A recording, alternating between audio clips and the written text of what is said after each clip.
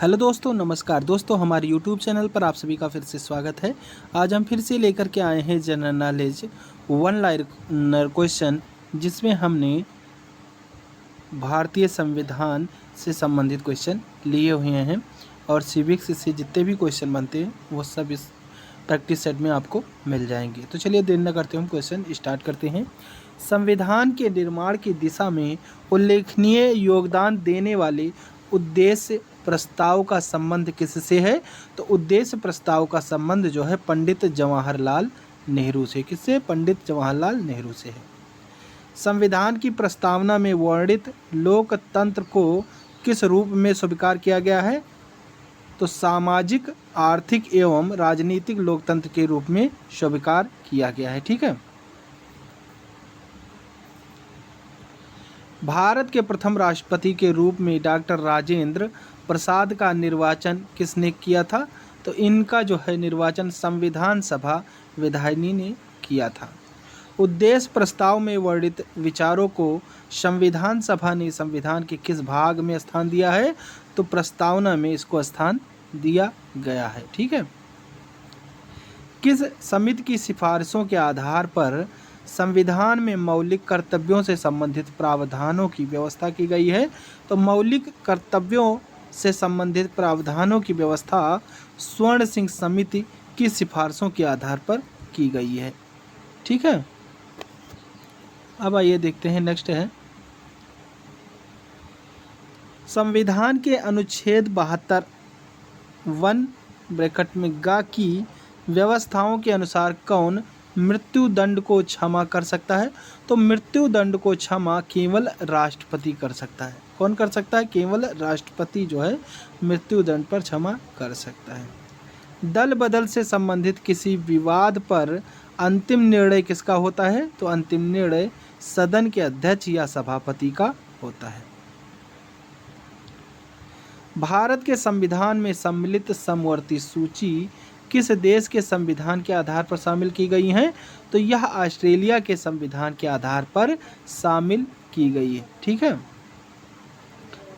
अनुसूचित क्षेत्रों के प्रशासन से संबंधित प्रावधान संविधान की किस अनुसूची में दिए गए हैं?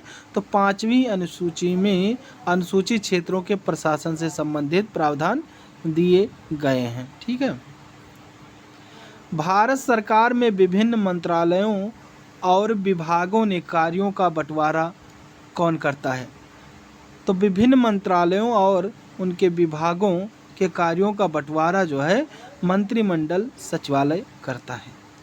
भारत सरकार ने 1956 में संविधान के किस संशोधन द्वारा जम्मू कश्मीर राज्य को भारत का प्रांत बनाया है?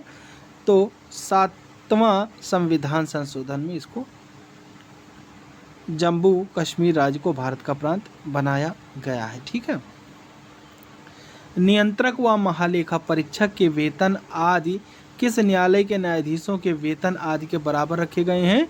तो उच्चतम न्यायालय के न्यायाधीशों के वेतन के बराबर रखे गए हैं। किसका वेतन? नियंत्रक व महालेखा परीक्षक के वेतन को। देश में केवल 2 संघ राज्य क्षेत्रों में विधानसभाएं हैं। ये संघ राज्य क्षेत्र कौन कौन से हैं? तो दिल्ली और पांडुचेरी हैं। ठीक है। जम्मू कश्मीर राज्य की विधानसभा में राज्यपाल कितनी महिलाओं को नामजद करता है? तो राज्यपाल जो है वहाँ पर मात्र 2 महिलाओं को नामजद करता है। भारतीय संविधान के किस अनुच्छेद द्वारा बेगार तथा बलात् श्रम का प्रतिषिद्ध किया गया है? तो अनुच्छेद 23 के द्वारा बेगार तथा बलात् श्रम को प्रतिषिद्ध किया गया है। ठीक है। संविधान की प्रस्तावना में प्रयुक्त शब्द संविधान की प्रस्तावना में प्रयुक्त किस शब्द का तात्पर्य है कि भारत का राज्याध्यक्ष वंशानुगत नहीं होगा? तो इस शब्द में गणतंत्र से तात्पर्य यह है कि इसमें राज्याध्यक्ष जो होगा वह वंशानुगत नहीं होगा। ठीक है। भारत के संविधान के किस अनुच्छेद में सर्वोच्च न्यायालय के न्यायाधीश पर महाभियोग चलाने का प्रावधान है? तो अनुच्छेद 124 में महाभियोग चलाने का प्रस्ताव है। भारत का संसदीय प्रजातंत्र किस देश से प्रभावित है? तो भारत का संसदीय प्रजातंत्र क्षेत्र जो है ब्रिटेन से प्रभावित है। सर्वप्रथम किस अधिनियम के द्वारा भारत में उत्तरदायी शासन की स्थापना की गई है? तो सर्वप्रथम 1919 के भारत शासन अधिनियम द्वारा स्थापना की गई है। जम्मू कश्मीर भारत संघ का एकमात्र ऐसा राज्य है जिसका पृथक संविधान है। यह संविधान किस वर्ष अंगीकार एवं लागू किया गया था? तो यह जो है 26 जनवरी 1957 में लागू किया गया था, जो कि इस समय अब इसको ख़त्म कर दिया गया है। भारतीय संविधान की सर्वोत्तम प्रकृति है? तो सर्वोत्तम प्रकृति इसकी एकात्मक लक्षणों से युक्त संघात्मक है। 1953 में गठित राज्य पुनर्गठन आयोग के अध्यक्ष थे? तो 1953 में गठित राज्य पुनर्गठन आयोग के अध्यक्ष न्यायमूर्ति फजल अली थे। कौन थे? न्यायमूर्ति फजल अली थे। प्राण और दैहिक स्वतंत्रता का संरक्षण किस अनुच्छेद के तहत प्राप्त है? तो अनुच्छेद 21 के तहत प्राण और दैहिक स्वतंत्रता का संरक्षण प्राप्त है। ठीक है। भारत सरकार के 1956 में संविधान के किस संशोधन द्वारा जम्मू कश्मीर राज्य को भारत का प्रांत बनाया गया?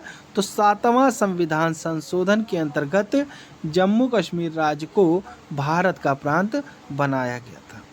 भारतीय जनता पार्टी की स्थापना 1951 में भारतीय जनसंघ के रूप में किसके नेतृत्व में की गई थी? तो यह जो है श्यामा प्रसाद मुखर्जी जी के नेतृत्व में की गई थी। ठीक है।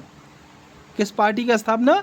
तो भारतीय जनता पार्टी की स्थापना कब हुई थी? 1951 में। किसके द्वारा? श्यामा प्रसाद मुखर्जी के द्वारा। ठीक है। किसी सदस्य द्वारा सरकार की किन्हीं दो विशेष नीतियां या कार्यवाहियों की आलोचना के उद्देश्य से लाए गए प्रस्ताव को क्या कहा जाता है? तो लाए गए प्रस्ताव को निंदा प्रस्ताव कहा जाता है। क्या कहा जाता है? निंदा प्रस्ताव कहा जाता है। किसी पक्ष के कोई पद या मताधिकार के लिए दावा करने पर राज्य उसकी वैधता की जांच जिस न्यायिक उपचार द्वारा करता है उसे क्या कहते हैं? तो उसको जो है अधिकार परीक्षा कहते हैं। भारतीय संविधान में एकल नागरिकता का प्रावधान लिया गया है। तो कहाँ से लिया गया है? तो एकल नागरिकता का प्रावधान जो है वह ब्रिटेन के संविधान से लिया गया है। कहाँ से लिया गया है? ब्रिटेन के संविधान से लिया गया है। राजभाषा आयोग के प्रथम अध्यक्ष कौन थे? तो राज्य भाषा आयोग के प्रथम अध्यक्ष जो थे वह वीजी खरे थे। कौन थे? वीजी खरे थे। भारतीय संविधान में लोक सेवा आयोग का प्रावधान किया गया है अनुच्छेद 315 में। संविधान की 11वीं अनुसूची में पंचायती राज संस्थाओं में सम्मिलित किए गए विषयों की संख्या है। तो सम्मिलित किए गए विषयों की संख्या कुल 29 है। कितनी है? 29 यानी 29। भारतीय संघ का राष्ट्रपति किसके परामर्श से कार्य करता है? तो यह जो है प्रधानमंत्री के परामर्श से कार्य करता है। किस संवैधानिक संशोधन द्वारा यह तय किया गया कि राष्ट्रपति मंत्रिपरिषद की राय मानने के लिए बाध्य होगा? तो यह 42वां संविधान संशोधन के तहत किया गया था। जवाहरलाल नेहरू के नेतृत्व में अंतरिम सरकार का गठन कब हुआ? तो अंतरिम सरकार का गठन जो है सितंबर 1946 में हुआ था। कब हुआ था? सितंबर 1946 में हुआ था। संविधान सभा में किस प्रांत के प्रतिनिधि सर्वाधिक थे? तो संयुक्त प्रांत के जो प्रतिनिधि थे वह सर्वाधिक मात्रा में थे। पंचायत का चुनाव कराने के लिए निर्णय कौन लेता है? तो पंचायत का चुनाव कराने के लिए निर्णय राज्य सरकार लेती है। कौन लेता है? राज्य सरकार लेती है। किसने कहा है कि आयरलैंड के राष्ट्रपति की तरह भारत का राष्ट्रपति भी अनुच्छेद 368 के उल्लंघन होने पर संशोधन विधेयक पर अपनी स्वीकृति नहीं दे सकता है। तो यह जो है कथन दुर्गादास बसु ने कहा है। राष्ट्रपति कितने एंग्लो इंडियन सदस्य लोकसभा में मनोनीत कर सकता है? तो राष्ट्रपति कुल 2 एंग्लो इंडियन सदस्य लोकसभा में मनोनीत कर सकता है। सर्वोच्च न्यायालय के न्यायाधीश की सेवानिवृत्त की आयु कितनी निर्धारित है? तो इनकी आयु जो है 65 वर्ष निर्धारित है। उपराष्ट्रपति के चुनाव में प्रधानमंत्री कब मतदान का अधिकार नहीं होता है? तो उस उपराष्ट्रपति के चुनाव में प्रधानमंत्री का मतदान का अधिकार नहीं होता है जब वह संसद का सदस्य नहीं होता है, तो वह उस समय मतदान नहीं कर सकता है। ठीक है। राज्यपाल अपने विवेकाधीन कृत्यों के अनुपालन में किसके नियंत्रण के अधीन कार्य करता है? तो यह जो है राष्ट्रपति के अधीन कार्य करता है। भारत के किस राष्ट्रपति का चुनाव आम सहमति से हुआ है? तो भारत के नीलम संजीव रेड्डी जो कि राष्ट्रपति थे, उनका चुनाव आम सहमति से हुआ है। ठीक है। कोई केंद्रीय मंत्री कब लोकसभा में मतदान का अधिकारी नहीं होता है? तो जब वह लोकसभा का सदस्य नहीं हो तब वह लोकसभा में मतदान अधिकारी नहीं होता है। संविधान के अनुसार केंद्रीय मंत्रिपरिषद में अधिकतम कितने सदस्य हो सकते हैं? तो मंत्रिपरिषद में अधिकतम संविधान में इस संबंध में किसी सीमा का उल्लेख नहीं किया गया है। ठीक है। तो कितने भी सदस्य हो सकते हैं, कोई उल्लेख नहीं मिलता है। अगला है,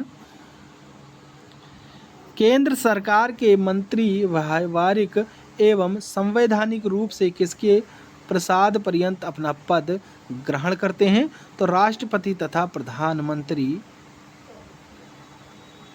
के रूप में अपना जो है पद ग्रहण करते हैं।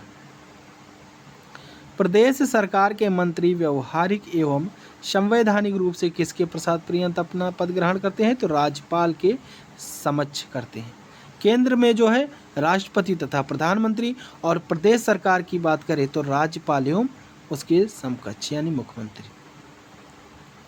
संविधान के अंतर्गत मूल अधिकारों को लागू करवाने की जिम्मेदारी किसकी है? तो संविधान के अंतर्गत मूल अधिकारों को लागू करवाने की जिम्मेदारी सर्वोच्च न्यायालय तथा उच्च न्यायालय की। किसकी जिम्मेदारी है? सर्वोच्च न्यायालय तथा उच्च न्यायालय की जिम्मेदारी है। मूल अधिकारों के उल्लंघन की स्थिति में किस अनुच्छेद के अंतर्गत व्यक्ति सीधे सर्वोच्च न्यायालय में आवेदन कर सकता है? तो अनुच्छेद 32 के अंतर्गत जो है व्यक्ति सीधे सर्वोच्च न्यायालय में आवेदन कर सकता है। ठीक है। नागरिकों के मूल कर्तव्य संविधान में कहाँ दिए गए हैं? तो नागरिकों के मूल कर्तव्य संविधान के जो है 6A में दिए गए हैं। ठीक है। नेक्स्ट है, किस रिट का शाब्दिक अर्थ है व्हाट इज योर अथॉरिटी? तो कुओं वारंटों का जो है शाब्दिक अर्थ है। राज्य के नीति निर्देशक सिद्धांतों के अंतर्गत किस आयु तक के बच्चों के लिए सरकार का निःशुल्क तथा अनिवार्य शिक्षा दिलाने का दायित्व है? तो 14 वर्ष आयु तक के बच्चों के लिए सरकार द्वारा निःशुल्क शिक्षा दिलाने का दायित्व मिला हुआ है। ठीक है। भारत के वह राष्ट्रपति जो पूर्व में लोकसभा के अध्यक्ष भी रह चुके हैं? तो भारत के वह राष्ट्रपति जो है नीलम संजीव रेड्डी हैं, जो पूर्व में लोकसभा के अध्यक्ष भी रह चुके हैं। ठीक है। राष्ट्रपति के अनुमति हेतु भेजे गए किसी विधेयक पर राष्ट्रपति कब तक अपनी अनुमति देने के लिए बाध्य है? तो संविधान ने कोई समय सीमा निश्चित नहीं की। ऐसा उत्तर आपको देना है। ठीक है। 26 जनवरी 1950 से 12 जनवरी 1952 के मध्य भारत का अंतरिम राष्ट्रपति कौन था? तो भारत का अंतरिम राष्ट्रपति डॉक्टर राजेंद्र प्रसाद थे। कौन थे? डॉक्टर राजेंद्र प्रसाद थे। धन विधेयक को संसद के किस सदन में प्रस्तुत किया जा सकता है? तो धन विधेयक को संसद में लोकसभा में प्रस्तुत किया जा सकता है। कहाँ प्रस्तुत किया जा सकता है? लोकसभा में प्रस्तुत किया जा सकता है।